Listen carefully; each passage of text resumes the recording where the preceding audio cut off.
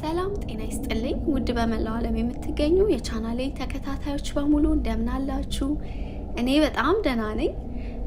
በጣም እንደጠፋው አውቃለሁኝ። ከዚህ በኋላ ግን እንደስካሁኑ ላለመጥፋት የምችለውን ሁላ ሞክራለሁኝ። ዛሬም እንግዲህ እንደተለመደው አንድ ቆንጆ ተረካኑ ይዤላችሁ የመጣሁት እንደ ሌላ ጊዜው ተከታታይ ክፍል አይኖረውም። ዛሬውኑ ጀምረን ዛሬውኑ የምንፈጽመው ተረካኑ የሚሆነው ርዕሱ ደግሞ ጸጸት ይሰኛል። እንግዲህ በርካታ ቁም ነገሮችን ታገኙበታላችሁ ብዬ የማስበውን ጽሁፍ ነው ይዤላችሁ ወደ እናንተ የመጣሁት። እንደተለመደው ሀሳብ አስተያየታችሁን ወይንም ደግሞ ከትረካ ያገኛችሁትን ጭብጥ እንደተለመደው በአስተያየት መስጫዎቹ ላይ ልትጽፉልኝ ትችላላችሁ። እንግዲህ ከጽሁፉና ከትረካው ጋር አብራችሁ ምቆየው እኔ ማህሌት ነኝ። ወደ ትረካው እንሂድ።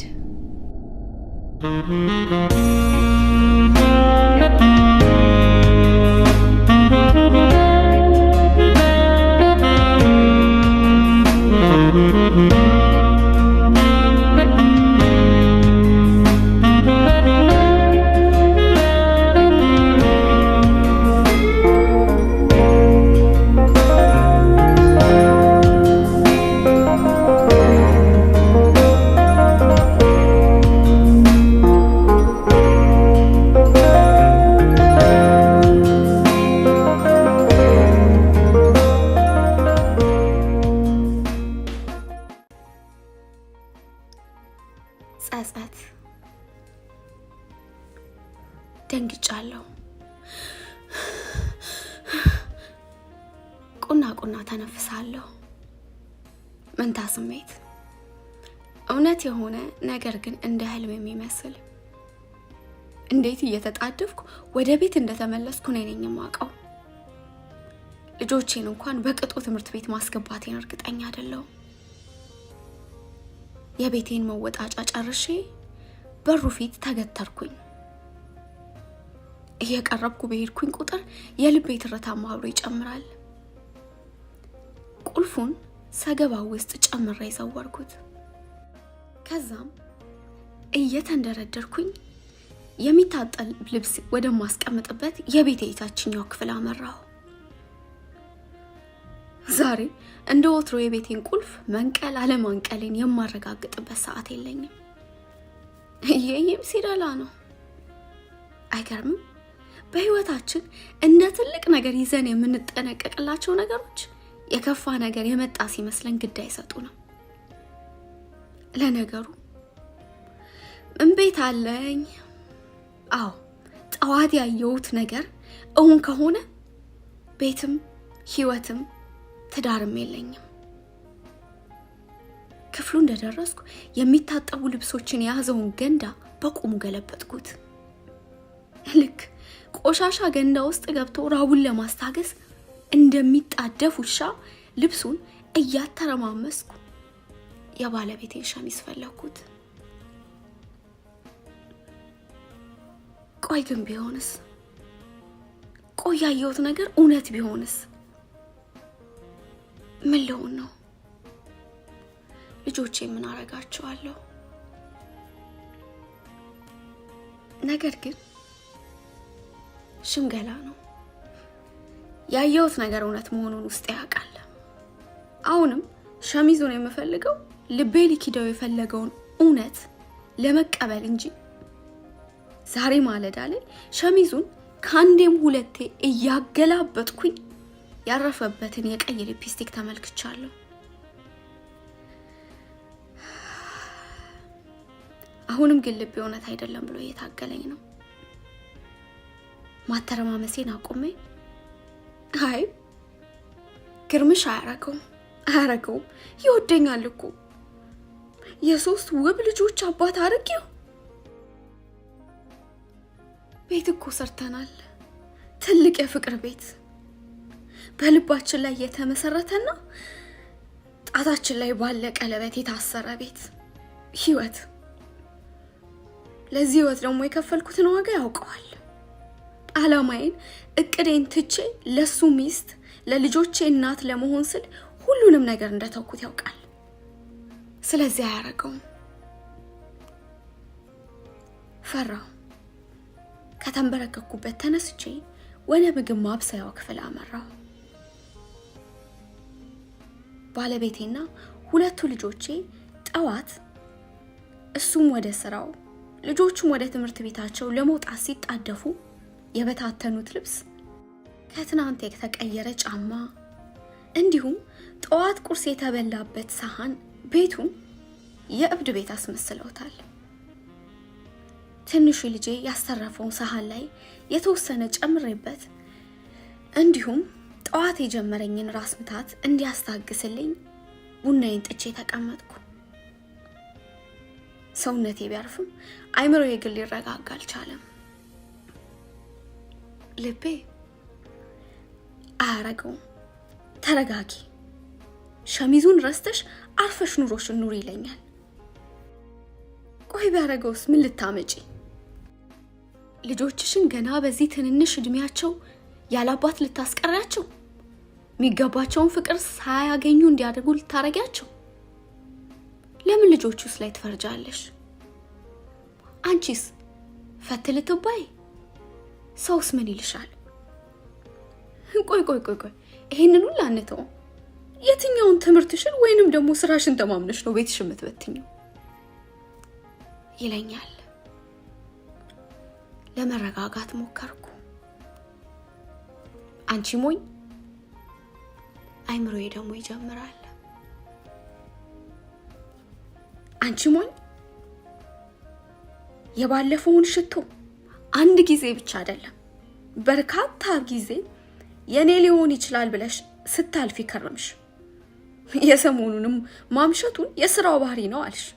ብቻ ይሄንንም የኔ ሊፕስቲክ ነው ብለሽ እንዳታልፊ።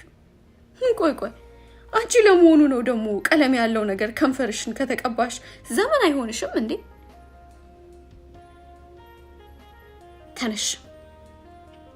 ተነሽና ያን ሸሚዝ አግኘው። ከዛም እላዩ ላይ ያረፈበት ቀለም ምን እንደሆነ አረጋግጪ። ዛሬን እንኳን ባሌ ልጆቼ ማለት ተተሽ ለራስሽ ይሄንን አድርጊ። ተስፈንጥሬ ተነሳሁ። እየተደናበርኩኝ ወደ ማጠቢያው ክፍል ገባሁ። ሸሚዙን አነሳሁት።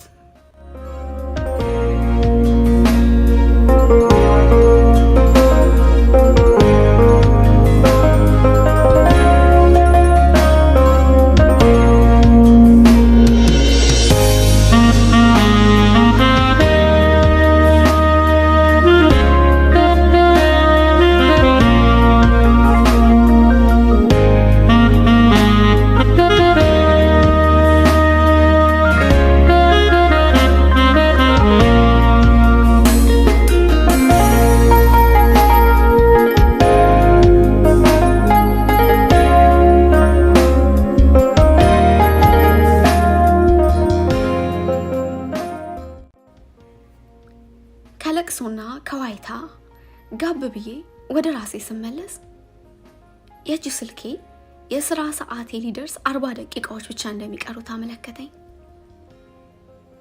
እንደምንም ተነስቼ ወደ መታጠቢያ ቤት አመራሁ። ራሴን ጠየቅኩት። ምኑ ላይ ነው ያጠፋሁት? ምንስ አጉድዬበት ነው ቤቱን አስቶ ደጄ ለመደው? አረጀውበት ይሆን?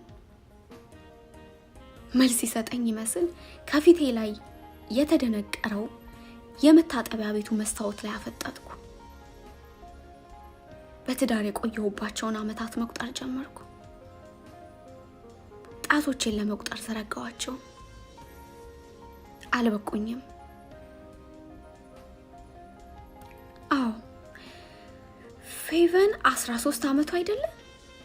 በቃ እኛ ደግሞ 14 ዓመታችን ነው ማለት ነው አልኩኝ። ፌቨን የመጀመሪያ ልጄ ናት። ለምን ግርምሽ? ለምን? በእንባዬ ራሱ አይኖቼን በጣቴ እያደረኩኝ ወደ መታጠቢያ ሳህኑ ገባሁ። መከዳትና አለህ አንገቴ ላይ ፈጥርቀው ይዘው ተናነቁኛል። በአካል ቤቴ እኔ ግን ወደ ኋላ ተመለስኩኝ። የኔ ነገር ስሜንም ለካ አልነገርኳችሁም። ፋሲካ እባላለሁ። ትውልዴና እድገቴ ጎንደር ክፍለ ሀገር ነው።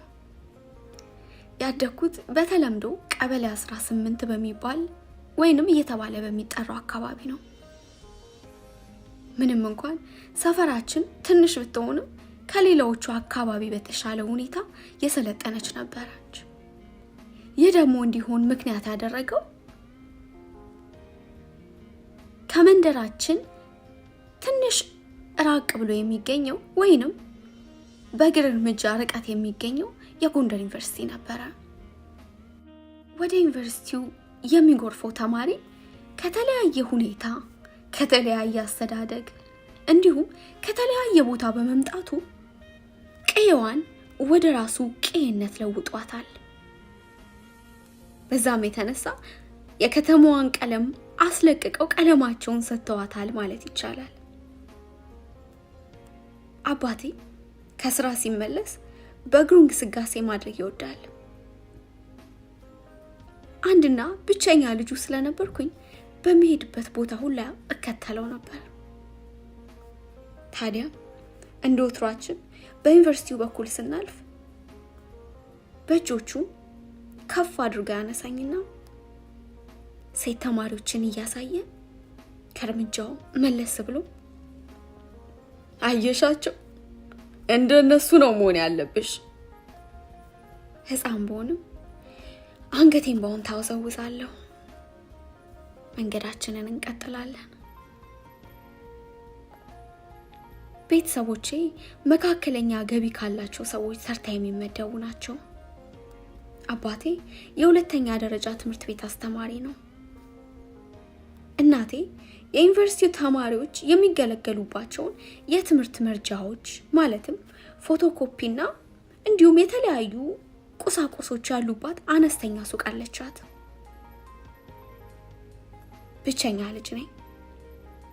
እናቴ በጊዜ ነበር ልጅ እምቢ አላት። በዛም የተነሳ ቤተሰቦቼ ጥሩ የሚባል ገቢ ባይኖራቸውም የተቸገርኩበት ነገር ግን ሳይኖር ነበር ያደግኩት። ጎበዝ ተማሪ ነበርኩ። ያስተማሪ ልጅ አይደለም። ሐኪም የመሆን ፍላጎት ነበረኝ። እንደምሆንም ተጠራጥሬ አላውቅም ነበረ ግርማን እስከማገኘው ድረስ።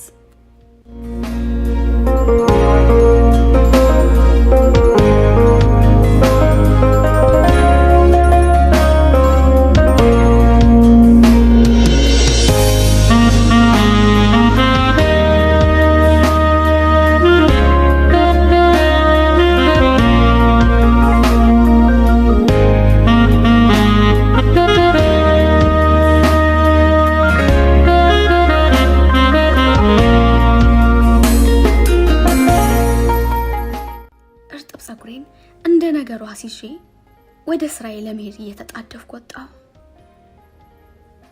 ራሴን አሁንም እጠይቃለሁ፣ ለምን?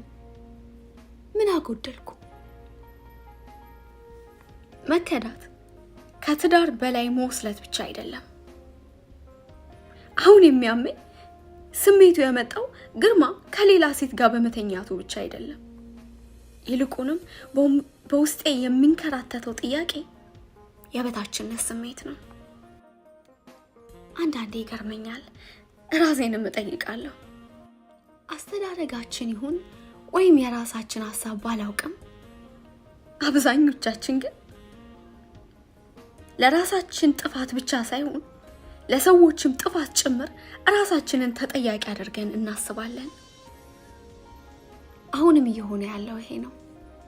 እስኪ አስቡት፣ እንዴት ነው ለግርማ ክህደት እኔ ተጠያቂ ልሆን የምችለው? ክህደቱ የራሱ የስነ ምግባር መበላሸቱ ነው ሳለ ተመልከቱኝ። መንስኤዋን ግን ራሴን አድርጌ ያጎደልኩበትን አስባለሁ። እየተጣደፍኩ ከቤት ወጥቼ መኪናዬ ውስጥ ገብቼ ወደ ስራዬ ቦታ መክነፍ ጀመርኩ። ጊዜ ዓለምን ከሚዘውሯት መስፈሪያዎች ዋነኛው ጊዜ ነው። ጊዜ ፈቺ ነው። ጊዜ ፈራጅ ነው። ግን ጊዜ እንደ ወንዝ በአንድ አቅጣጫ የሚፈስ ነው። ማንም አያቆመው፣ ማንም ወደ ኋላ አይመልሰው። አያያዙን ወይም አካሄዱን ያልተረዳ ሰው መጨረሻው ጸጸት ነው። ተማሪ ትዳሩን እኮ አልጠላሁትም ልጄ፣ ቢያንስ ግን እንደው ሴት ልጅ የቅባት መግዣ እንኳን ሳይኖራት በሰው ጥላ ስር መኖር የለባትም ፋሲካዬ። አባቴ ነበረ የመጨረሻ ቀን ግርማን ለማግባት እንደወሰንኩ ስነግረው ይሄን ያለኝ። የትራፊክ መብራት ይዞን ቆመን አጠገቤ ከመንገድ ላይ የገዛሁትን ቡና ኖሬው ነበረ። አንስቼ ጥቂት ተጎነጨውለት። ጸጸቴ ላይ መራራውን ቡና ጨምሬ ያወራረድኩት።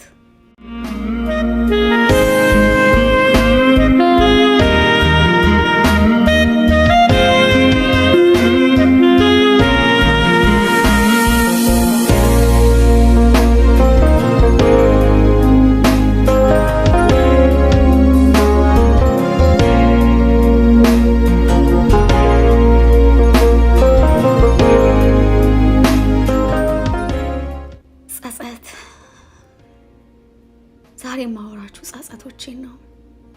ምናልባት ብዙ ሰው ካልሆነም አንድ ሰው እኔ ከተሳሳትኩት ስህተት እንዲማር።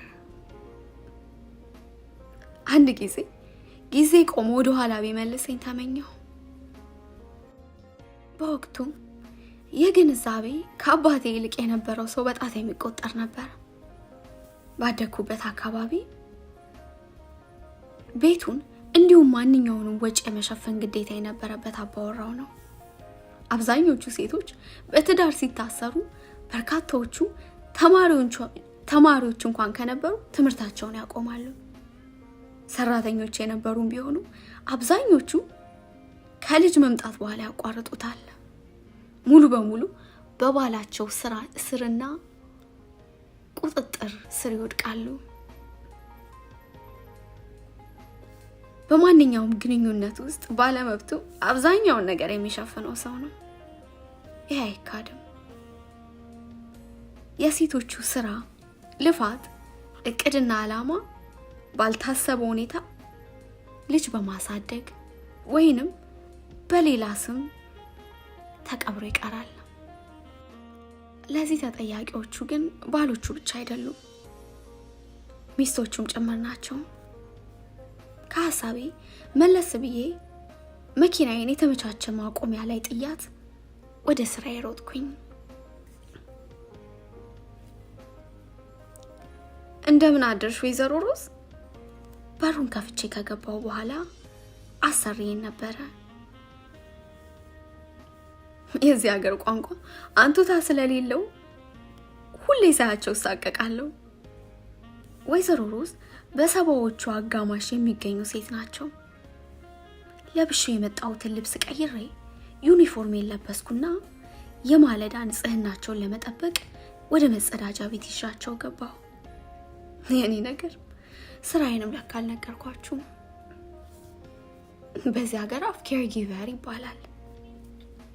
ማለትም በእድሜ የገፉና ልጆቻቸው በአካል ተገኝተው ሊንከባከባቸው የማይችሉ ልጆች ለወላጆቻቸው ተንከባካቢ ቀጥሮላቸዋል። አብዛኞቹ አዛውንቶች በብዙ ነገር እገዛ የሚፈልጉ ናቸው። አንዳንዶቹ ከነጭራሹ የቤተሰቦቻቸውን አባላት ረስተዋል። አንዳንዶቹ ቆሞ መንቀሳቀስ አይችሉም። ቆሞ መንቀሳቀስ የሚችሉት ደግሞ ምግብ አብስለው መመገብ አይችሉም። እንዲሁም በአንዳንድ ከንጽህና ጋር በተያያዘ ሁኔታ የሚረዳቸው ሰው ይፈልጋሉ። እነርሱን በምግብ ማብሰል፣ ልብሶቻቸውን በማጠብ እንዲሁም የግል ንጽህና አጠባበቅ ላይ ማገዝ ነው ስራዬ። በእርግጥ ወደ ስራው የገባሁት አስቤበት ወይንም ተዘጋጅቼበት አልነበረም። እሱን ደግሞ ላጫውታችሁ።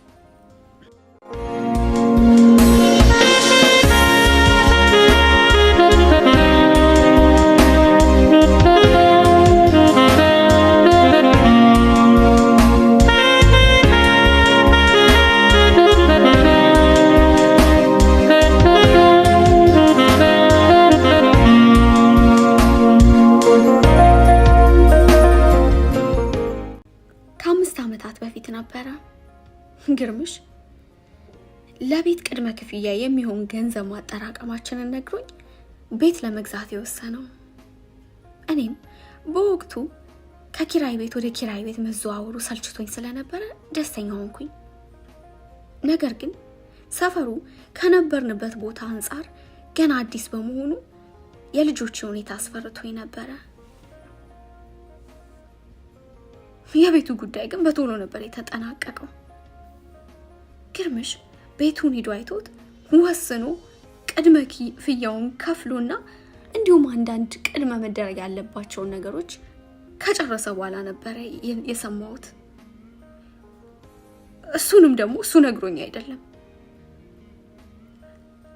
ገንዘባችንን የምናጠራቅመው ምንም እንኳን የሱ ብቻ ገቢ ቢሆንም እኔም ጭምር ከመቆጣጠረው የገንዘብ ማስቀመጫ ላይ ነበረ።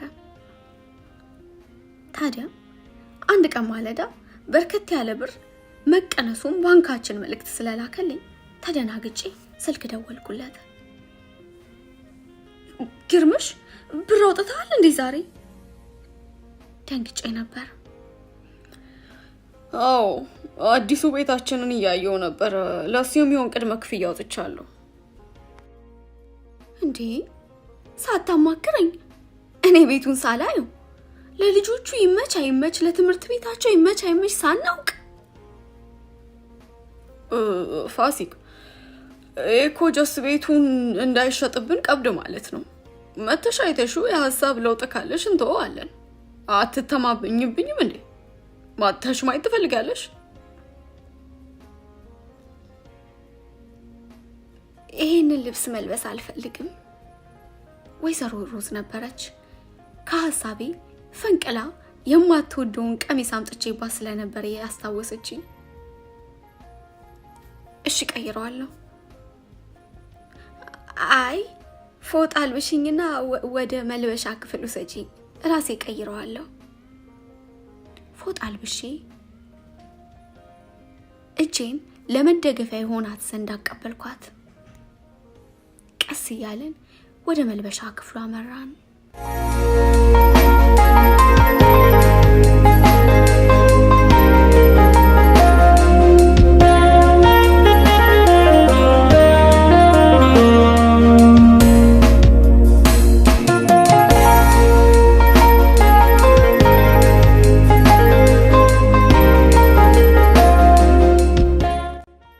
ከ3 ቀናት በኋላ ነበረ እኔና ግርማ አዲሱን ቤት ለማየት ሄድ ነው። አዲስ የተገነባ መሆኑን ቦደው ሰፈሩ ግን ረጭ ያለና ምንም የሌለበት መሆኑ አስፈራኝ። ልጆቹ ከማን ጋር ይጫወታሉ? ነገር ግን ከልጆቹ ባልተናነሰ ያሳሰበኝ የራሴን ማህበራዊ ኑሮ ጭምር ነበር። የምኖረው በርካታ ሀበሻ በማይገኝበት ኖርዝ ካሮላይና የሚባል አካባቢ ነው።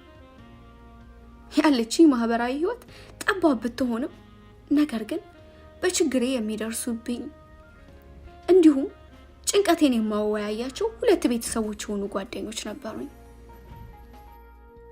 የግርማ ስራ አያስተማምንም። የተለያየ ጊዜ ለስራ ስብሰባዎች እንዲሁም ለተለያዩ ጉዳዮች ከሀገር ይወጣል።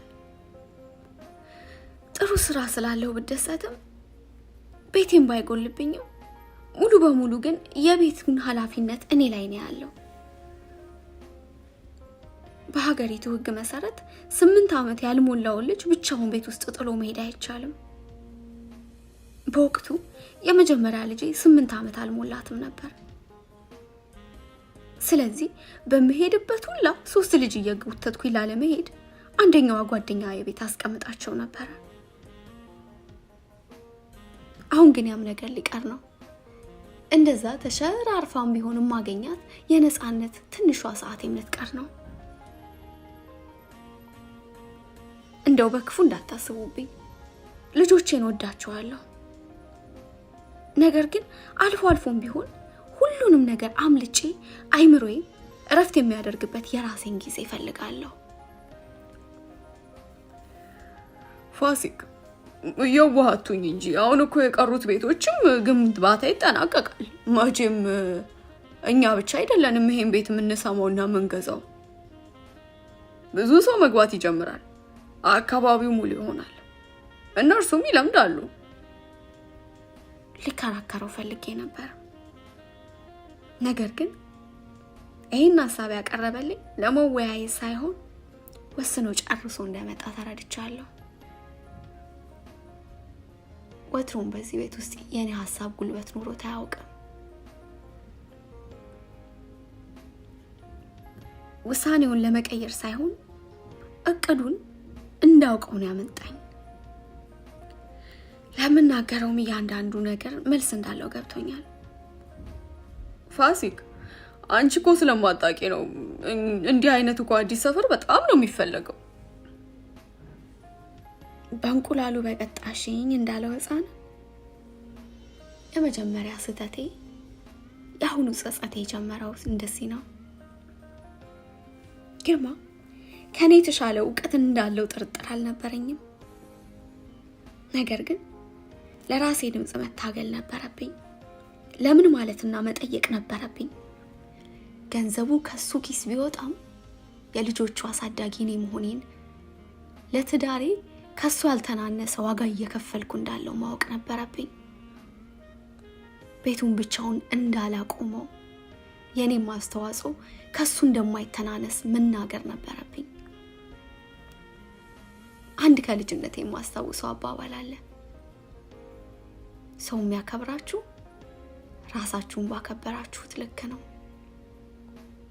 እኔ ናኩት ማንነቴን እንዴት ሰው ያከብርልኛል? በህይወቴ ላይ የሱ ውሳኔ ብቻ እንዲሆን መፍቀድ አልነበረብኝም። ቅድም እንዳልኩት ነው፣ ራሴ ያላከበርኩትን፣ ራሴ ያልተሟገትኩለትን የኔ ድምጽ ግርማ እንዴት ያከብርልኛል? ከሁለት ወራቶች በኋላ የቤቱ ጉዳይ ተጠናቆ ወደ አዲሱ መኖሪያችን ገባን። መጀመሪያ ሰሞን የሰፈሩ ጸጥታ አስፈርቶኝ ነበር። ሶስቱም ልጆቼ እድሜያቸው ለትምህርት ስለደረሰ አብረውኝ አለመዋል ጀመሩ። ምንም እንኳን የቤቱ ስራ ፋታ ባይሰጠኝም ብቻዬን መሆን ግን በጣም ያስፈራኝ ነበር። በዚህ ሁኔታ ወደ 1 ዓመት የሚጠጋ ከቆየው በኋላ ነበር ነገሮችን የሚቀያየር ነገር የመጣው።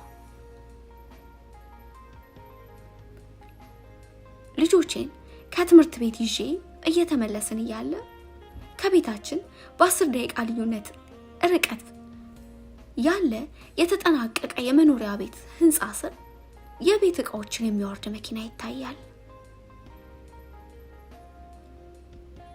ትንሹ ልጄ ፈጠን ብሎ እማ አዲስ ጎረቤት አገኘን ብሎ አንገቱን ወደ ቤቱ አቅጣጫ አዞረው። አንገቱን ተከትዬ ዞርኩኝ። ፌቨን ፈጠን ብላ እማ ህፃናት ልጆች ይኖራቸው ይሆን? ታድለን ወንድ ልጅ ካላቸው ከኔ ጋር ኳስ ይጫወታል። ቅዱስ ወይም የመጨረሻ ልጄ ነበር ይሄንን ያለው። ሁለተኛው ልጄ ግን ስም ብሎ የቃል ልውውጣቸውን ከማዳመጥ ውጪ ምንም አላለም። ዳግም በብዙ ነገር ልጅነቴን ያስታውሰኛል። ጭምት ነው። ምንም እንኳን ገና 7 ዓመቱ ቢሆንም ከእድሜው በላይ ብስል ነው። ረጅም ወሬ፣ መከራከር፣ መጫጫ አይወድም። ይሄ ባህሪው እያደገበት ከሄደ ሰዎች ቅንነቱንና ዝምታውን አይተው እንዳይጎዱብኝ ይፈራለሁ።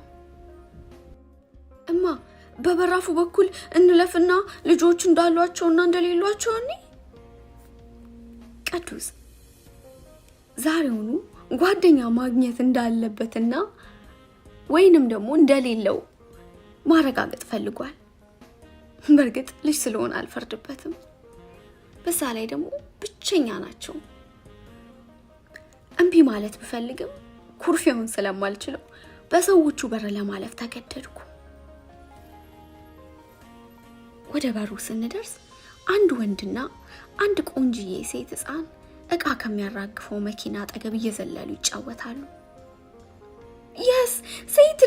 ሴት ልጅ ፌቨን በደስታ ከመቀመጫዋ ላይ እየዘለለች ነበረ። ሀበሻ አልኩኝ ቀስ ብዬ።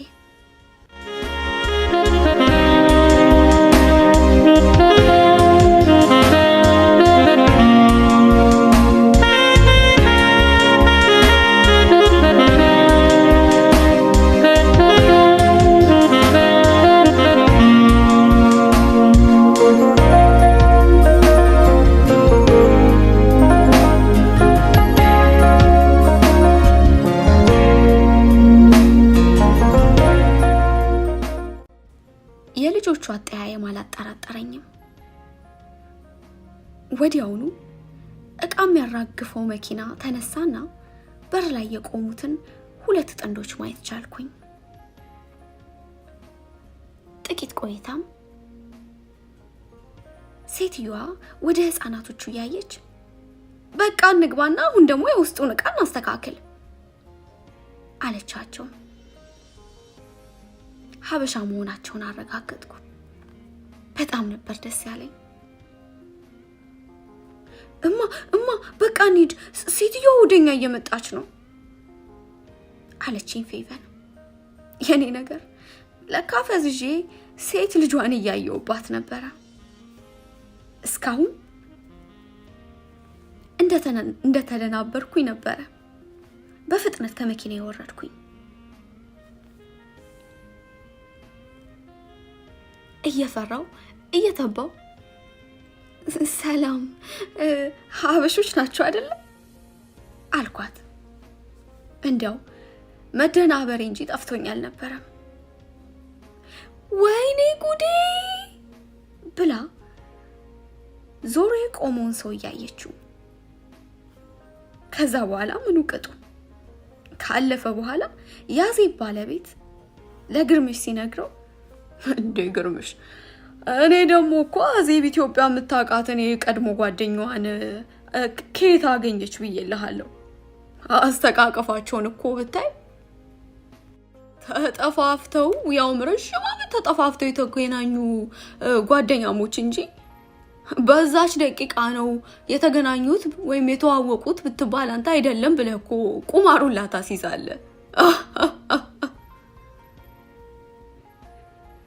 እና አዜብ ወደ ሰፈራችን ከገቡ በኋላ ብዙ የህይወቴ ነገር ተለወጠ።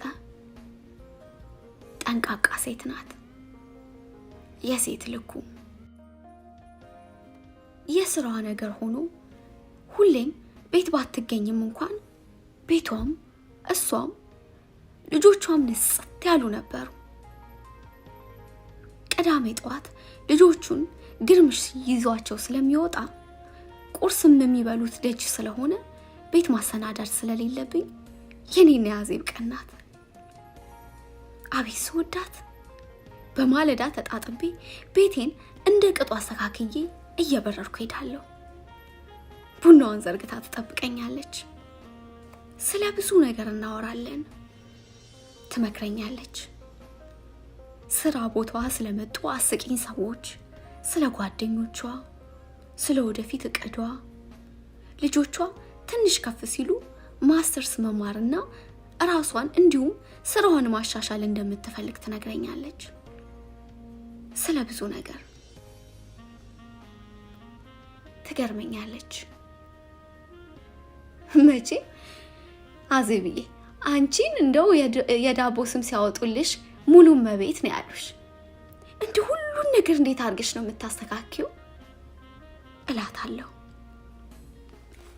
አንድ ሮብ ቀን ልጆቼን ትምህርት ቤት አድርሼ ስመለስ ደወለችልኝ። እሺ ወይዘሮ ዛሬ ከየት ተገኘሽ? ስራ የለም እንዴ አልኳት። ዛሬ አቤ ነው ልጆቹን ወደ ትምህርት ቤት የሚያደርሳቸው እና ከስራ በፊት ትንሽ ክፍተት አግኝቼ ነው። አብነት ባለቤቷ ነው፣ በጣም ያግዛታል። የቤታቸውን ኃላፊነት የሚወጡት አብረው ነው። ከሷ በጎደለ እሱ፣ ከሱ በጎደለው እሷ። ቤቱን ያጸዳል፣ ልጆቿን ያለብሳል፣ ተራው ከሆነ ምግብ ሳይቀር ሰርቶ ይጠብቃታል። አንድ ቀን ይሄን ታዝቤ አዘብዬ ግን አብነት አይከብደው እንደው እሺ ሲልሻል? ፋሲክዬ ትዳሬ ጋራ ነው። አንድ ሰው ብቻውን ማድረግ የሚችለው ነገር የለም። መተጋገዝ አለብን። እኔም እሱ በትዳር ስም ካላማችን መቅረት የለብንም አለችኝ። አይ ጥሩ። ወደ ስልኩ ተመለስኩ። ለማንኛውም በጠዋቱ የደወልኩት እስከ ቅዳሜ አላስችል ብሎኝ ነው። ስራ አግኝቼልሻለሁ። አንድ የምከታተላት ታካሚ ትናንትና ደውላ አሁን ያለቻት ተንከባካቢ ከ2 ወራት በኋላ ስለምትለቅ ተንከባካቢ እንድፈልግላት ጠይቃኛለች። ተዘጋጂ፣ በቤቤ ወደ ስራ ልሩጥ፣ ስመለስ ደውላለሁ። ስልኩ ተዘጋ። ደስታዬ ወደር አልነበረው። ወጥቼ መስራት እንደምችል አዜብ ነገረችኝ ቀን የተሰማኝ ደስታ ከምንም ነገር ጋር አይወዳደርም። የልጅነት ህልሜ ነበረ የተማረች ሴት መሆን። እሱ አልተሳካም። ዩኒቨርሲቲ እንደገባሁኝ በወራት እድሜ በኋላ ነበረ ግርምሽን ለማግባት የወሰንኩት። አባቴ ትምህርቴን እንድጨርስ ብዙ ቢገፋፋኝም የግርምሽ ፍቅር አሸነፈኝ። ባይሆን እንደው እባክህ አስተምራት። ይሄን ነበረ አባቴ ለመጨረሻ ጊዜ ለግርማ ሲሰጠኝ አለው። ግርማም ሳያመነታ ተስማምቶ ወሰደኝ። ወዲያው ሳይታሰብ እድል መጥቶ ከሀገር ወጣን።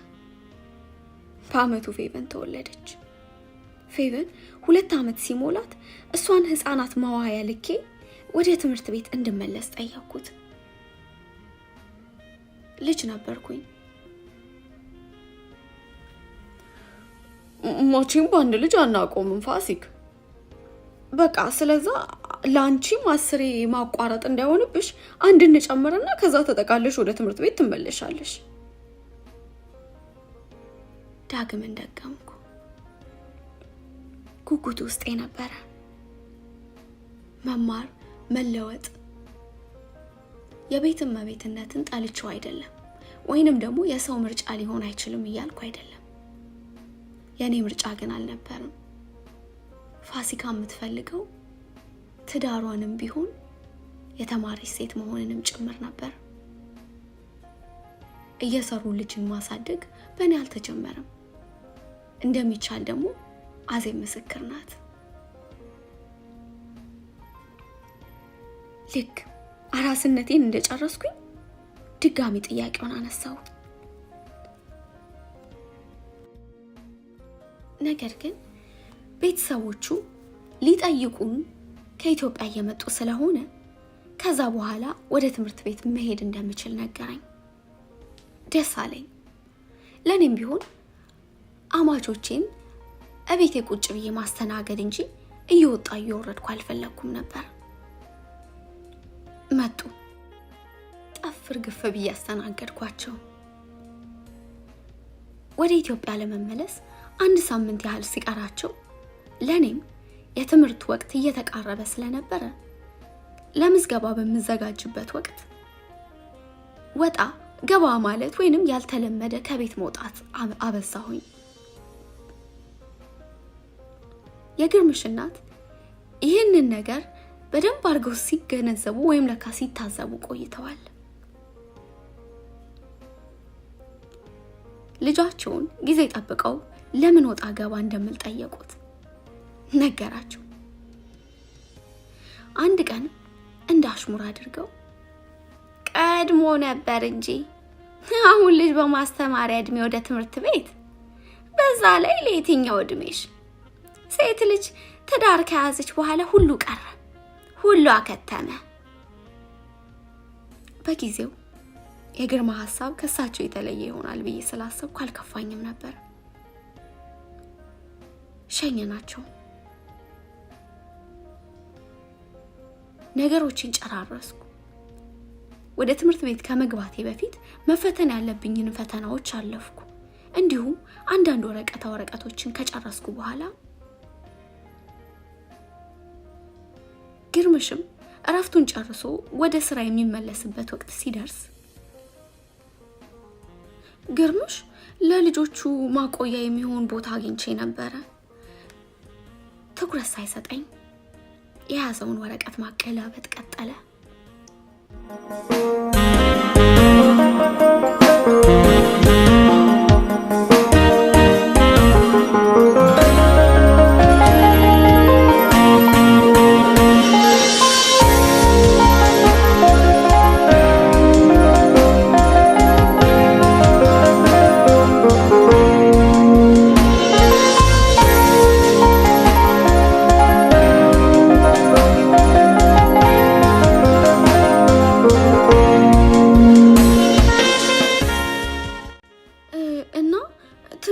የሚጀመረው ከአንድ ወር በኋላ ስለሆነ ካሁኑ እንዲለማመዱ ብናስገባቸው፣ ምናልባት በመሃል እንደው እነሱም ካልተመቻቸው እንኳን ለመቀየሪያ ጊዜ እናገኛለን። ጥቂት ደቂቃዎችን ጠበቅኩት። መልስ የለም። እየሰማኝ ነው ግን? እንዴ አንተን አይደል እንዴ የማናገረው? መልስ አልሰጠኝም። ግርምሽ አንቺ ልጅ ከምርሽ ነው እንዴ? የያዘውን ወረቀት ከፊት ለፊት ወዳለው ጠረጴዛ ላይ አስቀምጦ ዞሮ ተመለከተኝ። ደነገጥኩ። የጠየቀኝ ጥያቄ ካሰብኩት ምላሽ ጋር ለየቅል ሆነብኝ። ፋሲክ፣ የግርማ ክፋት የተለየ ነው። ማድረግ የሚፈልገውን ነገር ሳታምንበት አሳምኖ የሚያደርግ ሰው ነው እንጂ አስገድዶ ወይንም ተከራክሮ አይደለም። ፋሲክ፣ እንደምታውቂው ምሰራው እኔ ብቻ ነኝ። አንድ ደሞዝ የቤት ወጪ ሆኖ የቤት ኪራይ ተከፍሎ፣ የመኪና ተከፍሎ፣ ለልጆች መቆያ ተከፍሎ፣ ለአንቺ ትምህርት ተከፍሎ እንዴት ይሆናል? እንዴት አድርጌ እችለዋለሁ? ግርምሽ፣ የኔ ትምህርት እኮ ክፍያ የለውም። በዛ ላይ ደግሞ ለልጆቹም እኮ መንግስት ያግዘናል። አቋረጠኝ። እሺ ሌላውንስ ማን ይከፍለዋል? ለእኔም አስቢልኝ እንጂ። ደግሞስ ምን አጣው ብለሽ ነው ወደ ትምህርት ቤት የምትመለሹ?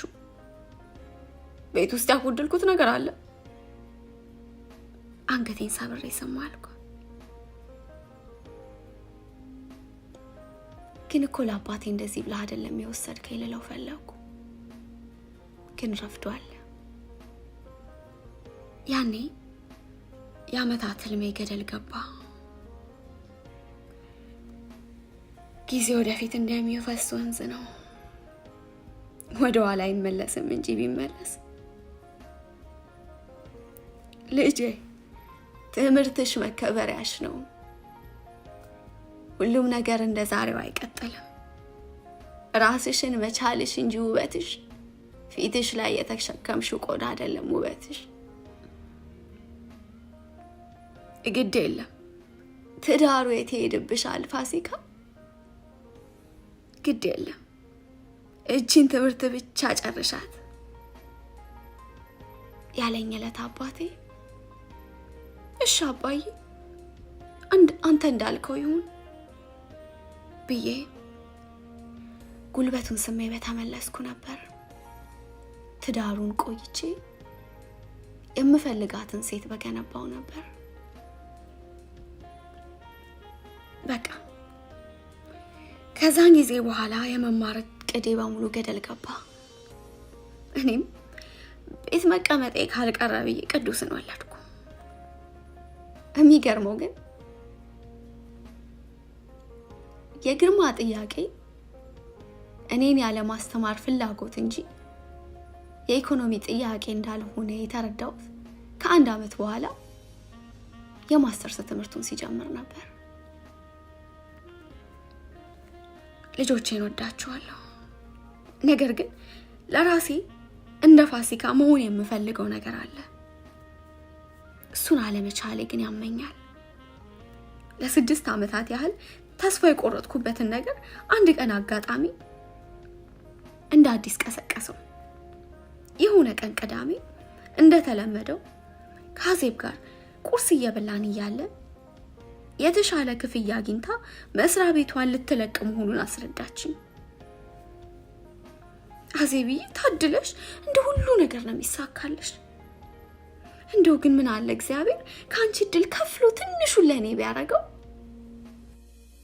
እንደው እንደ ሰው ወጥቼ ሳልገባ ጓደኛ ሳላፈራ ስራ ምለው ነገር ቅጥር ሳይኖረኝ እድሜ ያለቀ አልኳት።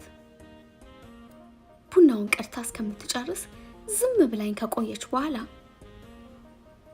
ፋሲክ ስራው መስራት ትፈልጋለሽ እንዴ? ቡናውን ማቅረቢያው ላይ አስቀምጣ እጇን ዘረጋችልኝ። አዜብዬ እንደው አሰብኩት አልሆንልኝ ብሎ እንጂ ብዬ ከግርማ ጋር የተፈጠረውን ሁሉንም ነገር አጫወትኳት። እንዴ ፋሲካ አሁንም እኮ ገና ልጅ ነሽ፣ ለትምህርት ደግሞ አይረፍድም። አሁን ደግሞ በዛ ላይ የህፃናት ማቆያ ወጪም የለብሽም። ሁሉም ልጆችሽ ለትምህርት ደርሰዋል። በዛ ላይ ቤት እንኳን ጥለሻቸው ብትወጪ እድሜያቸው በቂ ነው። አዜብዬ ከዚህ በኋላ ገና እንደ አዲስ ተፈትኜ 4 ዓመት ተምሬ ስራ ይዤ እስኪያስቢው በሀሳብ ብቻ ደከምኩ። ነገር ግን እድሉን ባገኘው አልጠላውም ነበር። እንዴ ፋሲካ የ4 ዓመት እኮ መማር አይጠበቅብሽም። በጤና ዙሪያ የሚሰሩ ከ1 እስከ 3 ወር ጊዜ ባለው ውስጥ የሚሰለጠኑ ስልጣኖችን ጨርሰሽ ስራ የምታገኝባቸው ብዙ እድሎች አሉ። ያን ዕለት ቤቴ ስገባ የተሰማኝን ስሜት ከምንም ነገር ጋር አላወዳድረውም። ልክ እንደ አዲስ መወለድ፣ በመድረቅና ቅጠሉን በመጨረስ ላይ ያለ አበባ ውሃ ሲያገኝ እንደሚፈነድቀው ልክ የማለዳ ጮራ ፍንጣቂ አዲስ ቀንን እንደሚያበራው እኔም አዲስ ዓለም አዲስ ቀን ሆነልኝ። የኔ ነገር ወደ ኋላ ተመልሼ ለእናንተ ወሬን ስቀድ ወይዘሮ ሮዛን በረሃብ ገድያት ነበር። እስኪ ደግሞ እሷን ልመግብና ወሬን እቀጥላለሁ።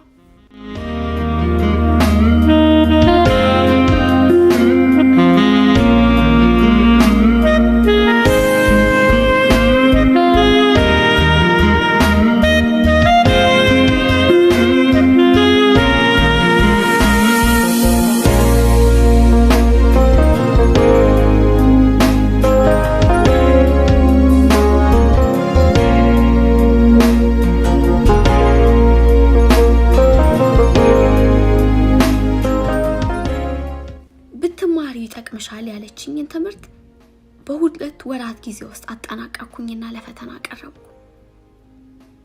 የምማረው ቤቴ ውስጥ ሆኜ ስለነበር አልከበደኝም። ፈተናውን በበቂ ውጤት አልፌ ሰርቲፊኬቴን ያስኩኝ።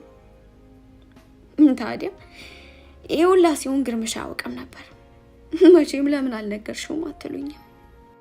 ከአንድም 2 ጊዜ አዜብ ፋሲክ ታይ ለግርማ ንገሪው፣ ትዳር በድብብቆሽ አይሆንም ታይ። አዜብዬ ግርምሽ እንዳብነት አይደለም፣ ተምሬ አይደለም ገና ሀሳብ እንዳለኝ ቢያውቅ ራሱ ያብዳል። ጉትጎታዋን ብትቀጥልም በአቋሜ ጸናሁ። ታዲያ የቁርጥ ቀን መጣ።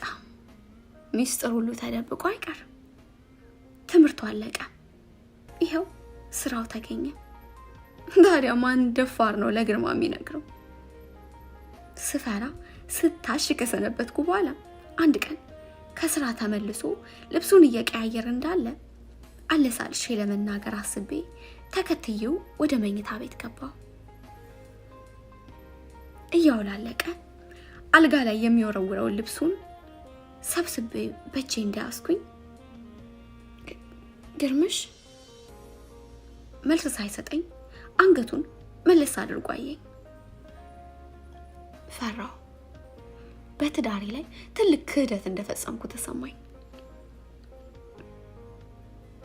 ነገር ግን አንድ ነገር አቆመኝ። የግርማ ሸሚዝ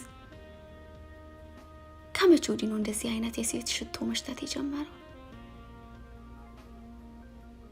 አንገቴን ወደ ሼልፍ ዋዙሬ ሽቶ መካከል የተቀየረ እንዳለ ፈለኩ። የለም። ስሙ ማለቴን አይቶ ማኑ ነሻል አለኝ። ምንም ደምነብሴ መለስኩ። ኦኬ ደክሞኛል፣ ራት አልፈልግም፣ ታጠቤ መተኛት ነው የምፈልገው። ፎጣውን አገልድሞ ወደ መታጠቢያ ቤት ገባ። ሸሚዙን ወደ አፍንጫ ያቀረብኩና ሸተትኩት። የሴት ሽቶ።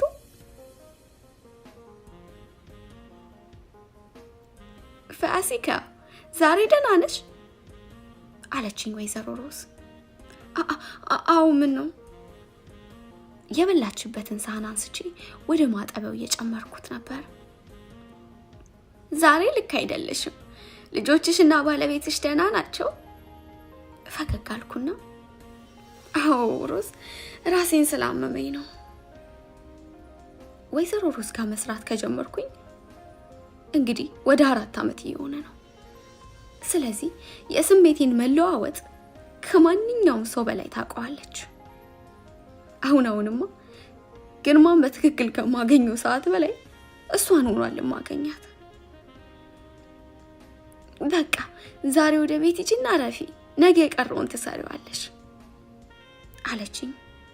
አንዴ እኔን አንዴ ደግሞ ላጥብ የሰበሰብኩትን ልብስ እያየች። አልተግደረደርኩም። በምን ፍጥነት ከቤት ወጥቼ መኪናዬ ውስጥ እንደተሰካው አላውቅም። ለማንኛውም እኔ እናንተ ከቆምንበት ቀጥለን እንጫወት። እኔም ሳላውቀው ወደ ቤት እደርሳለሁ።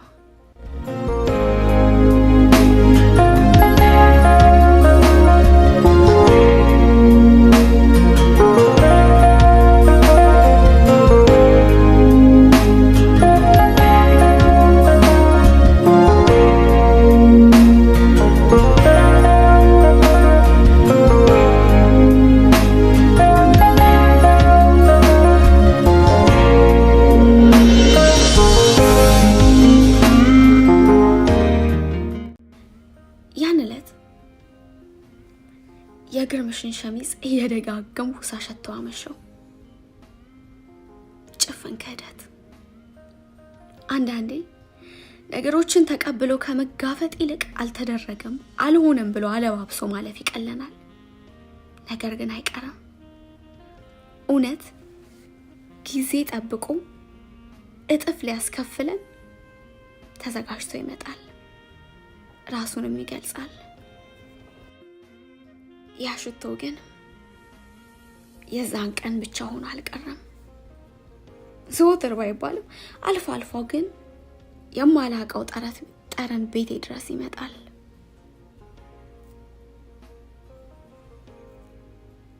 ከዛም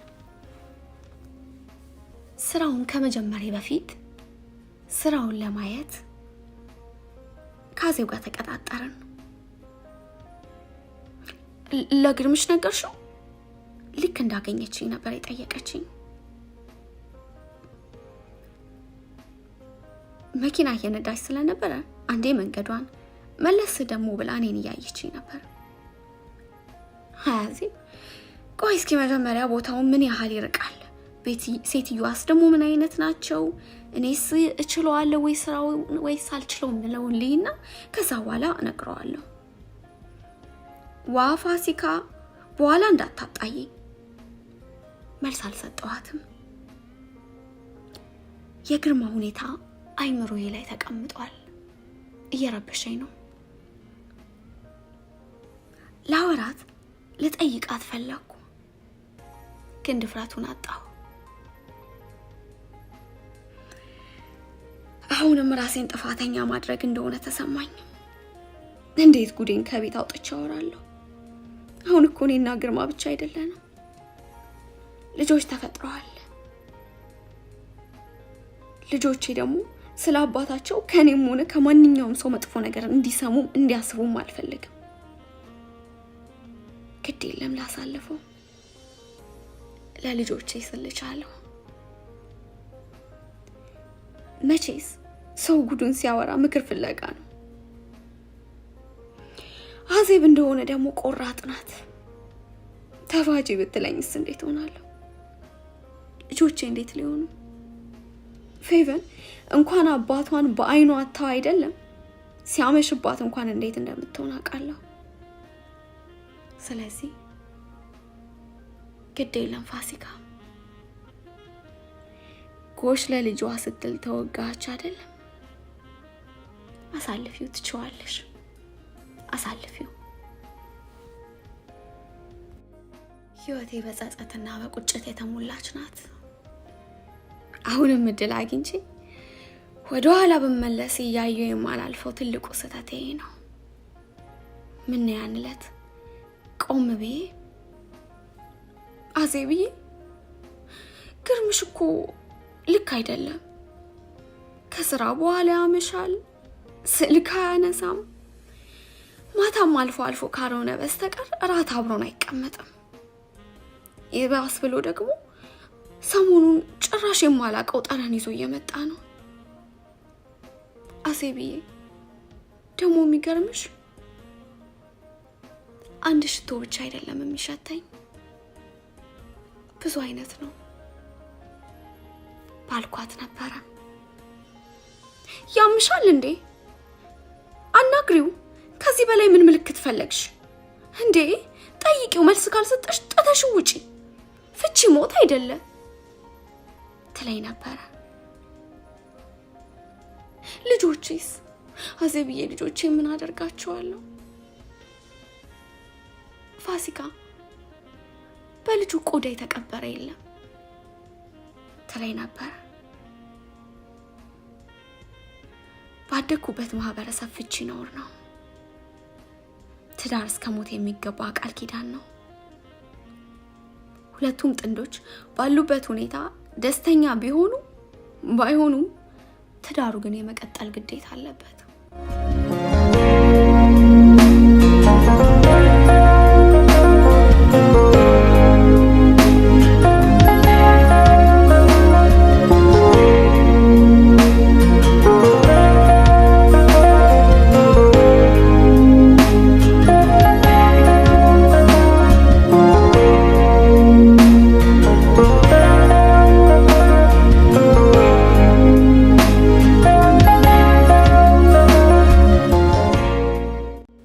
አዜብና እኔ የወይዘሮ ሮዝ መኖሪያ ወደ ሆነው የተንጣለለ መኖሪያ ገባን።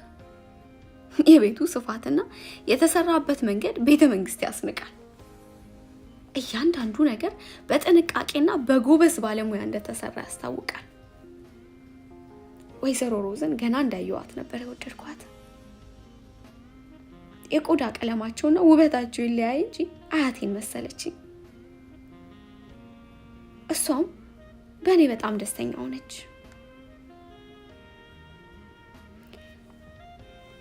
ስራ መስራት የግድ ሆነ።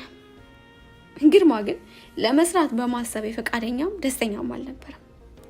ወይ ጉድ! ደግሞ ደስተኛ አልኩኝ። ጭራሽ ሆኖ ከስራው እንደወጣ ያላደረገው ምንም አይነት ጥረት አልነበረም። መጀመሪያ ሊሸነግለኝ ሞከረ። ጥቂት ቆይቶን በቁጣ መልክ ሊያስቆመኝ ፈለገ። አሁን ግን በቅቶኝ ነበረ። ወስኜ ነበረ። ለመጀመሪያ ጊዜ ከትዕዛዙ ወጥቼ ስራዬን ጀመርኩ። በቃ መቼም በቤትና በልጆች ጉዳይ እንደማያግዘኝ ቢገባኝም ወድጄ የገባውበት ነገር ስለነበር አልከበደኝም። በሳምንት 4 ቀናት ለ8 ሰዓት ያህል ነበር የምሰራው። ማለዳ ተነስቼ ቁርስ ሰራለሁ፣ ልጆቼን አለባብሼ የሱንም ቁርስ አቅርቤ እነሱን ደግሞ ትምህርት ቤት ለማድረስ ሄዳለሁ። ከዛ እየበረርኩ መጥቼ ራሴ ተጣጥቤ ከዛ ደግሞ ወደ ስራ እሄዳለሁ። ከስራ መልስ ደግሞ ልጆቼን ከትምህርት ቤት አውጥቼ የቀረውን የቤቴን ስራ ሰራለሁ። በጣም አድካሚ ቢሆንም በለውጡ ግን ደስተኛ ነበርኩኝ። ሌላ አላማ፣ ሌላ ህይወት፣ ሌላ ብዙ ነገር ማየት ጀመርኩ። ለካስ ከትዳር በኋላም ይታቀዳል። ለካ ሚስት ብቻ መሆን የለባትም፣ እናትም ትሆናለች። ልክ እንደዛው ሁላ ሰራተኛ መሆን ትችላለች። ፋሲካ ትቀጥላለች። ለካ የኔ ህይወት አላበቃም። ብዙ እቅድ፣ ብዙ አላማ ያለኝ ሆንኩኝ።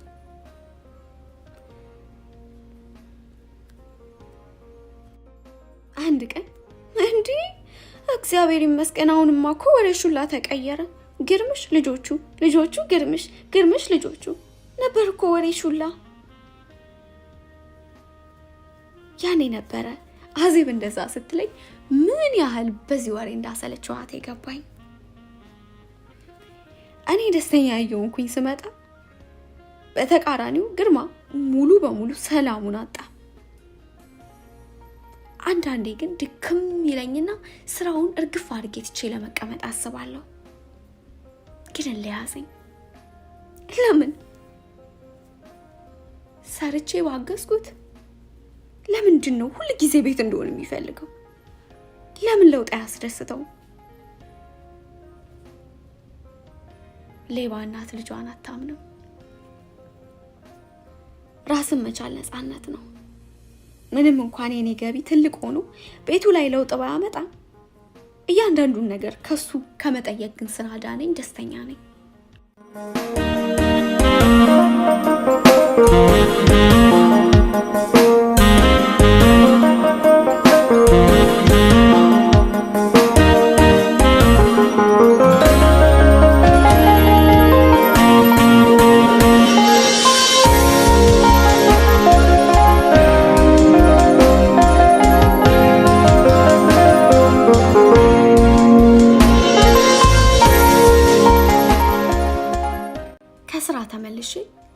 ወደ ቤት ስገባ ጠዋት ስወጣ ያላጸዳዳሁት ቤት እንደተዝረከረከ ጠበቀኝ። የልጆቹ መመለሻ ሰዓት እየደረሰ ነው።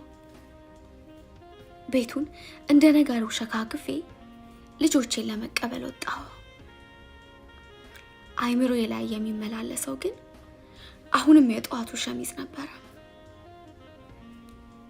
ውስጤ መረጋጋት አቅቶታል። እየፈራው በሸሸሁት መጠን እየቀረበኝ የመጣው የግርማን ጉድ ለማን ባዋየው ይሻላል? ማንስ እኔን ሆኖ ይረዳኛል? ትዳርን መበተን ቀላል ውሳኔ አይደለም። ብዙ መሰረታዊ ለውጦች አብረው ይመጣሉ። ሰውስ ምን ይለኛል? ወይኔ የራሴን ነፍስ እሳት ላይ ጥቻ አሁንም የምጨነቀው ስለ ሰው ወሬ ነው። ነገር ግን ወሬ አይቆይም። ወሬ እንደ ወቅት ነው። ከአንዱ ወቅት አልፈን ወደ ቀጣዩ ወቅት ስንሻገር የቀደመውን ወቅት አናስታውሰውም።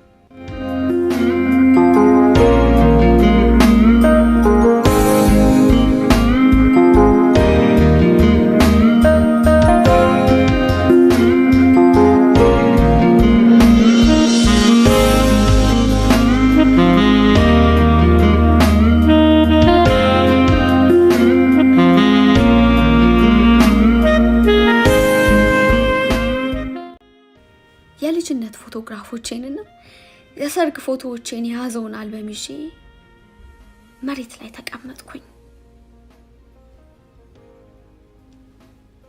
ልጅነቴን እሱንም ብቻ ሳይሆን መጀመሪያ በሰርጋችን ሰሞንና ወቅት የነበረንን ደስታ እያየሁኝ ነው።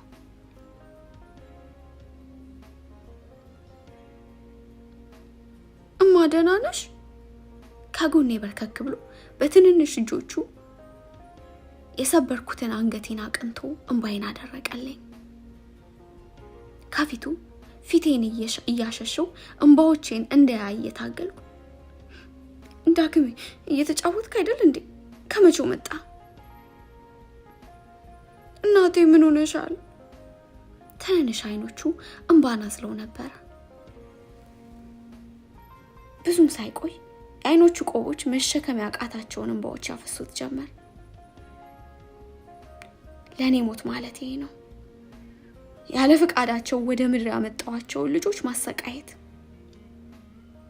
ብችል ልጆቼ ክፉ እንዳያቸው እድሜ ልኬን በጠበኳቸው። ወደ ፈጣሪ ረዥም እድሜ መኖር ከተመኘው የምመኘው ልጆቼን እየተከታተልኩ ለመጠበቅ ነው። ከክፉ ልጋርዳቸው። አባቴ ምንም አልሆንኩም፣ ራሴን አሞኝ ነው። እንባዬን አደራረኩ። ይኸው እኔም ትቻለሁ፣ አንተም በቃ ተው።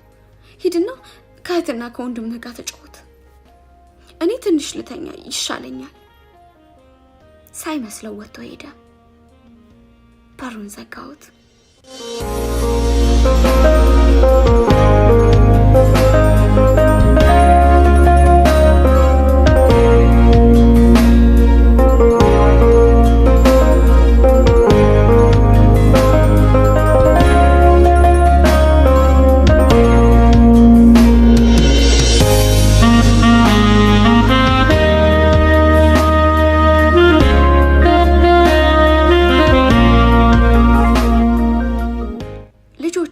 ከትምህርት ቤት ከተመለሱ በኋላ ነፃነት እንዲሰጡኝ ብዬ ነበረ እንዲጫወቱ የፈቀድኩላቸው። ዳግም ግን ሁኔታዬ ደስ ስላላለው ተመልሶ መጥቶ ነበረ ሲያየኝ ይሄንን ያገኘው።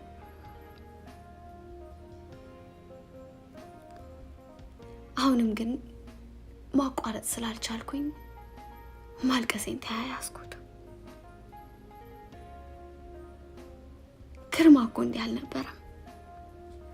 ግርማን ያወቅኩት ወደ እናቴ ሱቅ የትምህርት መርጃ እቃዎችን ለመሸመት ሲመጣ ነበር። የጎንደር ዩኒቨርሲቲ ተማሪ ነበር። ቅዳሜና እሑድ ትምህርት ስላልነበረኝ ከእናቴ ጋር አብሬ ለመዋል ወደ ሱቅ ሄድ ነበር። ከፍ እያልኩ ሲሄድ ደግሞ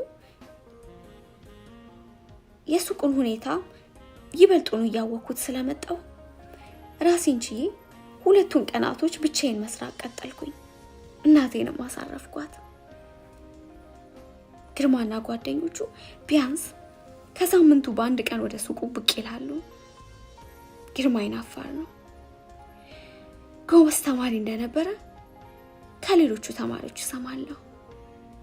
ጓደኞቹ ወደ ሱቃችን መጥተው በአንድ እግራቸው ሱቁን ሲያቆሙት፣ እሱ ግን አንገቱን እንደሰበረ ነበር ወጥቶ የሚሄደው።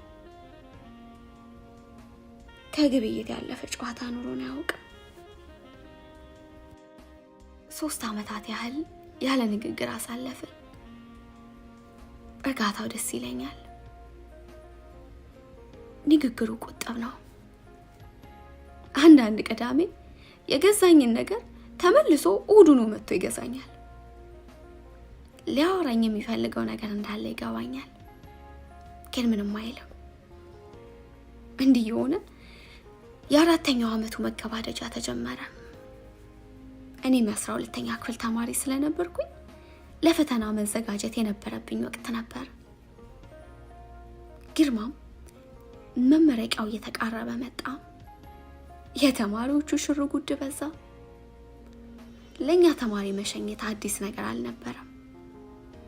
በየዓመቱ ተማሪዎች ተመርቀው ወደ ሀገራቸው ይመለሳሉ። በየዓመቱ አዳዲስ ተማሪዎች ወደ ዩኒቨርሲቲው ይገባሉ።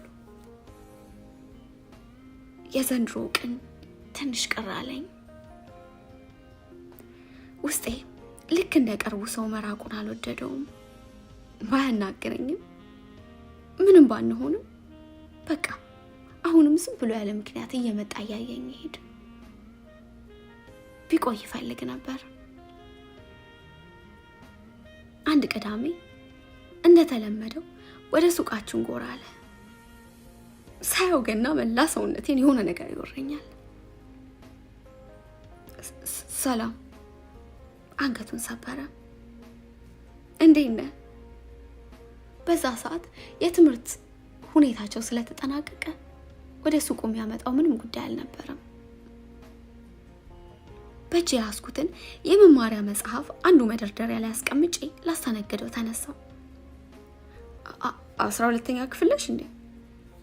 አንገቴን በአሁንታ ነቀናኩ። በቃ እንደዛ ነው ሁሉም ነገር የጀመረው። የዋህ ነበር፣ ከራሱ ፍላጎት ይልቅ የሰውን ፍላጎት የሚያስቀድም። አሁንም ቢሆን ግርማ አይወደኝም ነበረ ብዬ ማሰብ አልችልም። ስሜት ሊደበቅ አይችልም። ቃላቶች ይወሻሉ፣ ስሜት ግን ግልጽ ነው፣ ይታያል። ይወደኝ ነበር። ዛሬ ግን ፍቅሩ አልቋል። በድንገት የመኝታ ቤቱ በር በኃይል ተንኳኳ። እንባዬን ጠራርጌ ሐሳቤን አራግፌ ለመክፈት ተነሳው። ማን ነው በዚህ ሰዓት ወደ እንደዚህ ቤቱን የሚያንኳኳው? የግርምሽ መምጫ ሰዓት ገና ነው። ዳግም ደግሞ ተመልሶ አይመጣም። በሩን ዘግ ብዬ ከፈትኩ። አዜብዬ ከየት መጣሽ? ልክ ሲሰርቅ እንደተያዘ ሕፃን ተደናበርኩ። በሩን ገፋ አድርገው አልፋኝ ወደ ውስጥ ገባች። ተከተልኳት። ምንድን ነው የሆንሽው? አፍጥጣ እያየች ነበር። አንገቴን ሰበርኩ። ዛሬ ስራ የለም እንዴ አዜብዬ? ለማጠፋፋት ሞከርኩ። ምንድነው የተፈጠረው? ቤተሰቦችሽ ደህና አይደሉም? ዳግም እየሮጠ መጥቶ ሲነግረኝ እንደደነገጥኩኝ ነው የመጣሁት። አረ ደህና ናቸው። ታዲያ ግርማ ምን ሆነ? ልደብቀው የምታገለው እንባ ፈንቅሎ ተዘረገፈ። ነገርኳት። ከመጀመሪያው አንስቼ እስካሁኑ ያለውን እንዲህ መታወቁ ለማይቀረው ነበር የነገርኳት። አንገቷን ሰብራ ዝም ብላ ስታዳምጠኝ ከቆየች በኋላ ፋሲክ መቼም በየዓመቱ መቼም የጤና ምርመራ ታደርጋላችሁ አይደል? ፊቷ ላይ ፍርሃት ይነበባል። የምን ምርመራ ዜቢ? እኔና ግርማ እኮ ባለ ትዳሮች ነን።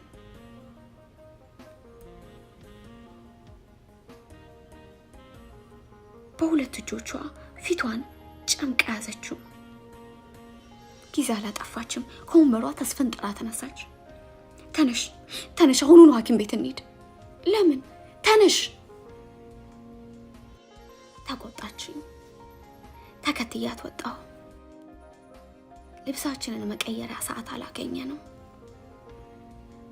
መኪናዋ ውስጥ ካስገባችኝ በኋላ ልጆቼን ሰብስባ ወደ ራሷ ቤት አስገብታቸው መጣች።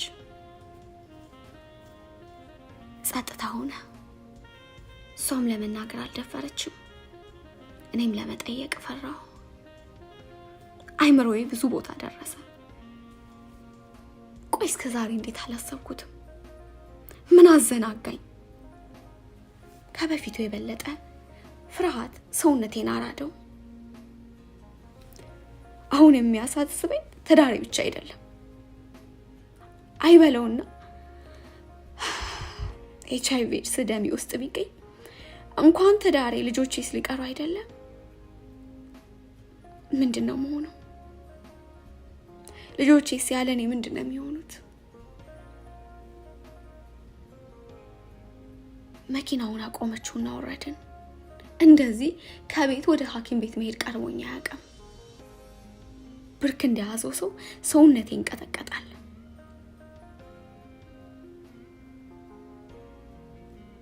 ወደ ውስጥ ገባን።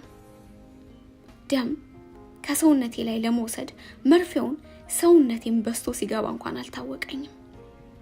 ውጤቱን ግን በእጅ ሳይሆን በአድራሻዬ ወይንም በስልኬ እንደሚላክልኝ ተነግሮኝ ወደ ቤት ለመመለስ ወደ መኪናችን ገባን።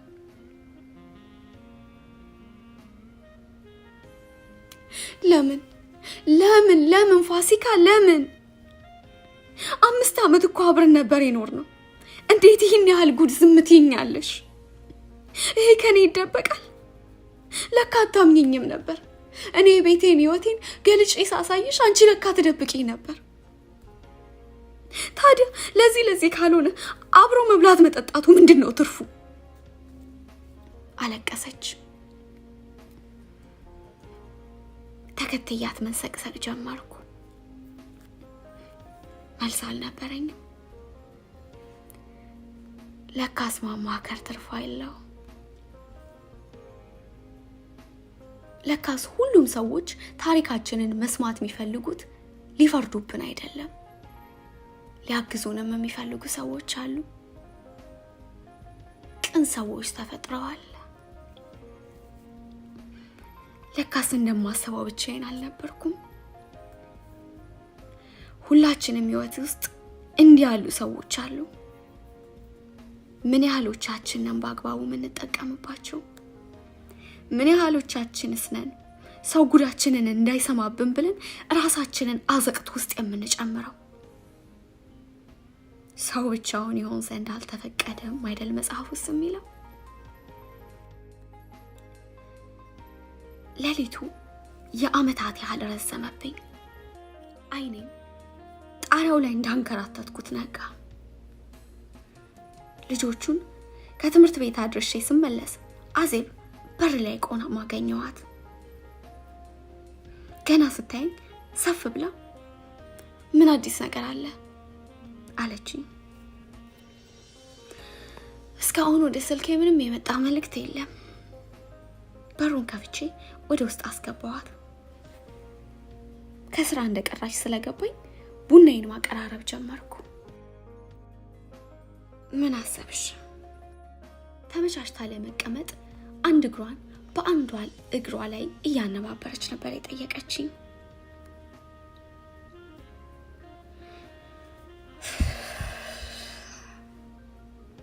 እኔ እንጃ አላውቅም።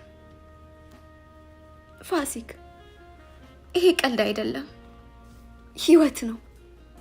ውጤቱ ምንም ሆነ ምን አንቺ ለራስሽና ለልጆችሽ የምታስቢበት ትክክለኛ ጊዜ አሁን ነው። ፋሲኬ፣ ህይወት እኮ አንድ ናት። ከዚህ በኋላ የምትኖሪው የሚደገም እድልም ጊዜም የለሽም። አንቺ መጀመሪያ ደስተኛ መሆን አለብሽ።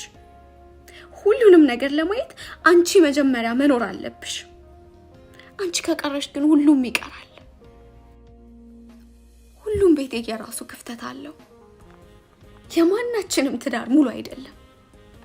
እንኳን ሁለት የተለያዩ ሰዎች ከሁለት የተለያየ ሁኔታ የመጡ ሰዎች ይቀርና አንድ ሰው ራሱ ከራሱ ጋር በቀን ስንት ይጣላል። ነገር ግን አብሮ ለመኖር ሲባል የምታሳልፊያቸው ወይንም የምትተያቸው ብዙ ነገሮች አሉ። ፋሲክዬ፣ ከሰው ጋር ለመኖር ብለሽ ግን ራስሽን ማጣት የለብሽም። የስልኬ ጥሪ ንግግራችንን ባጭር ቋጨው። ከሐኪም ቤት ነበር።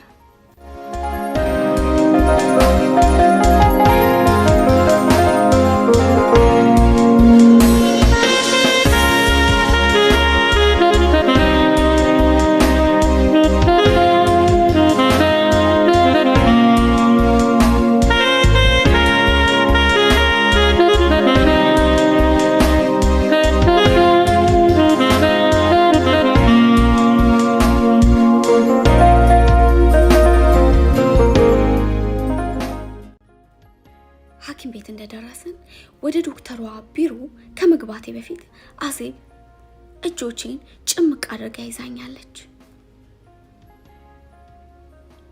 ፋሲኪ፣ አይዞሽ፣ ውጤቱ ምንም ቢሆን ምን አብሬሽ ነን፣ እናልፈዋለን አለችኝ። የአዜብ ሁኔታ ይበልጥ እየረበሸኝ መጥቷል። ስልኩ ተደውሎ ሐኪሟ ውጤቷን በአካል መጥቼ መውሰድ እንዳለብኝ ስትነግረኝ በቃ ያኔ ነበር ፊቷ ክስም ያለው። ሐኪሟ ውጤቴን ይዛ እስከምትመጣ ድረስ የጀመርነውን የኔንና የግርማን ትውውቅ ልጨርስላችሁ።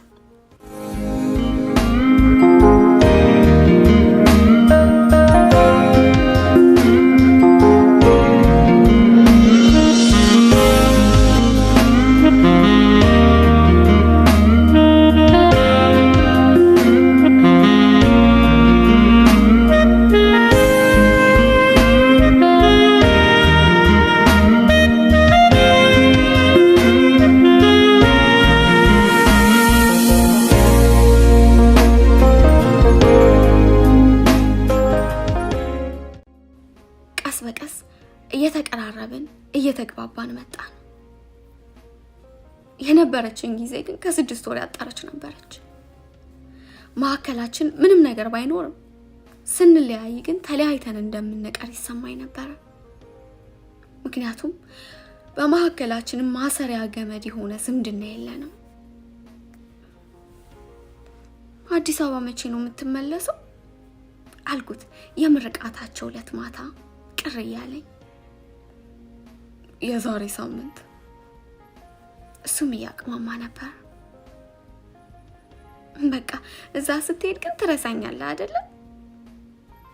እንባዬን ለመቆጣጠር ታገልኩ። ለምን? እኔም አልረሳሽም፣ ባይሆን አንቺ እንዳትረሽኝ። እኔም አልረሳም። አንተ እኮ ነህ ሀገሩን ጥለኸው የምትሄደው። እኔ ሀገሩን ጥዬው አልሄድም። አንተ ግን ትልቅ ከተማ ስትገባ እቺን ትንሿን ከተማ ትረሳታለህ። ለጥቂት ደቂቃዎች ዝም ብሎ ካየኝ በኋላ እኔ እኮ እወድሻለሁ፣ ሁኔታው አልሆንልኝ ብሎኝ እንጂ አብሬሽ መሆን እፈልጋለሁ፣ አልረሳሽም።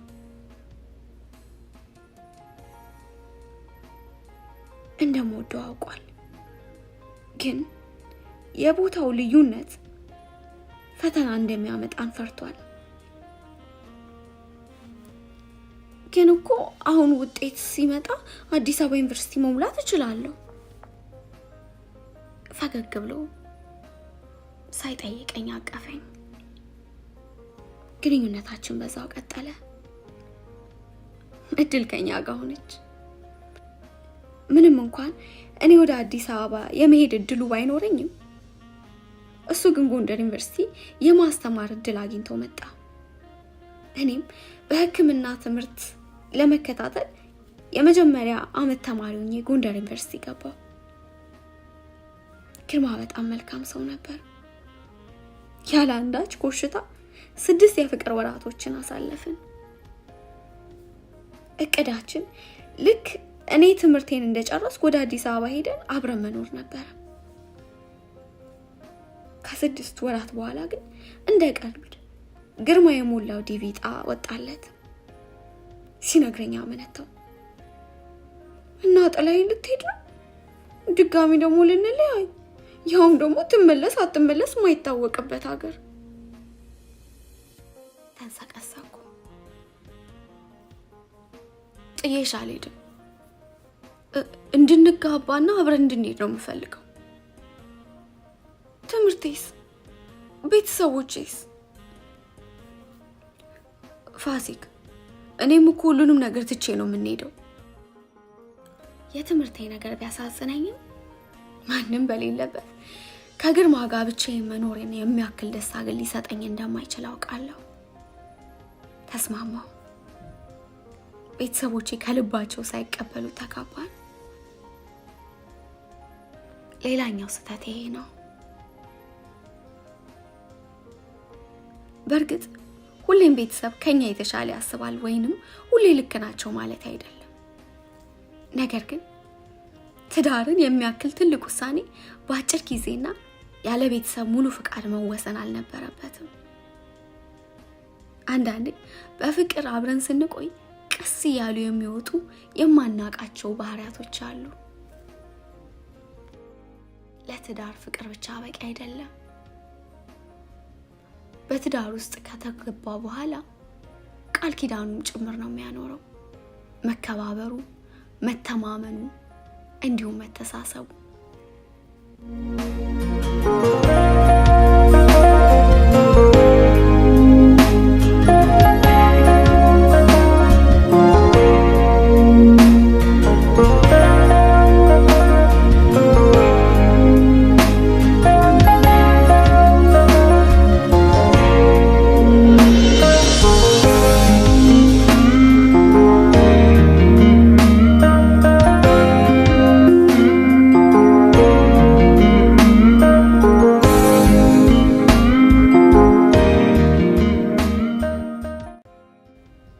ሐኪሟ የሕክምና ውጤቴን ይዛ ወደ ቢሮዋ ገባች። ከሕክምና ክፍሉ ስወጣ መሬት ላይ እንዳልወድቅ ግድግዳውን እየታከኩት ነበረ። አዜብ ቀድማኝ አይኖቿ በእንባ እንደራሱ ነበር የጠበቀችኝ። ለካስ እሷ ነገሩ የገባት ገና ማለዳ ሐኪሞቹ ውጤትሽን በእጅሽ ካልሆነ አንሰጥሽም ሲሉኝ ነበረ። አዜብዬ ጉድ ሆንኩኝ። አዜብዬ ልጆቼ ብቻቸውን ቀሩ። አዜብዬ ጉድ ሰራኝ። ተንሰቅስቄ አለቀስኩ። ቫይረሱ በደሜ ውስጥ መገኘቱንና ባለቤቴን መጥቶ መታየት እንዳለበት ነበር ሐኪሟ የነገረችኝ። ከሰራኋቸው ስህተቶች አብዛኞቹ ቆም ብሎ በማሰብ የሚፈቱ ነበሩ። ዳላየኑ ለኔ የምናልፋቸው እያንዳንዱ ጥቃቅን ስህተት ጊዜ ጠብቃ ዋጋ ታስከፍላለች። ጊዜ ወስዳችሁ ህይወታችሁን መርምሩ። ምድር ላይ ያለው ማንኛውም ነገር ከናንተ ሊበልጥ አይገባም። አዜብ ልታረጋጋኝ ብትሞክርም መረጋጋት አልቻልኩም። ዓለም ላይ የተገለበጠችብኝ መሰለኝ። ነገር ግን እርግጠኛ ነበርኩ ዛሬ እዛ ቤት አላድርም።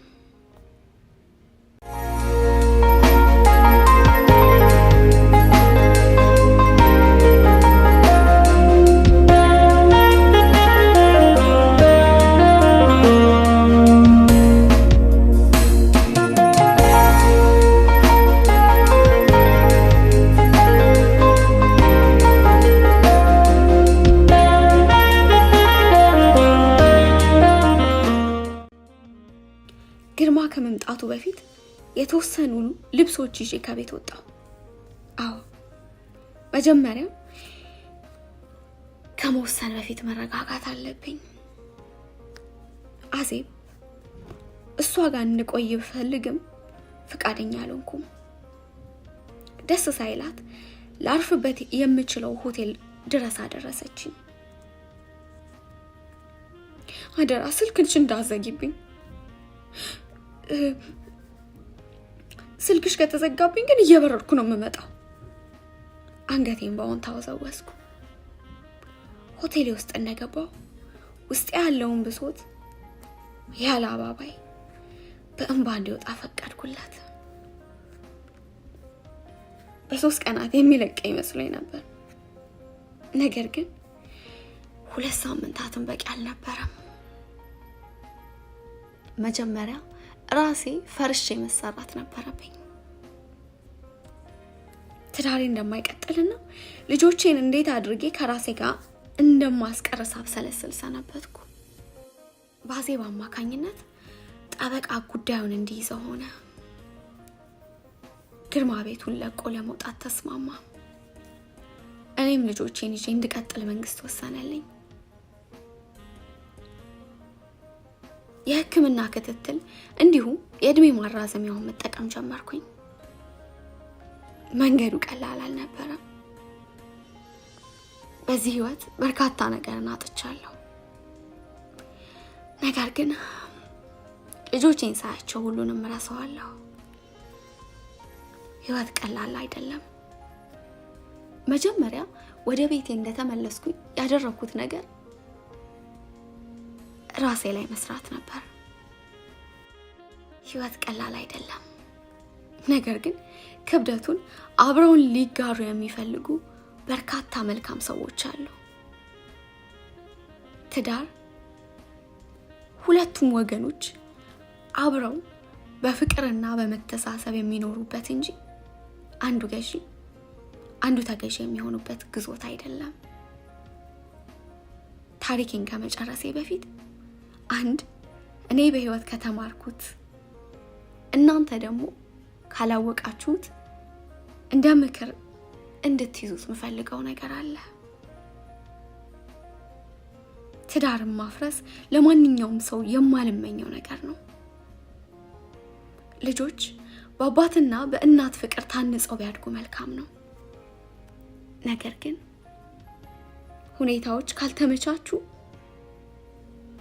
ሁለቱንም ወላጆች ከማጣት በአንድ ጤናማው ወላጅ ማደግ ለህፃናት የተሻለ ሁኔታን ይፈጥራል። መልካም ህይወት። አመሰግናለሁ።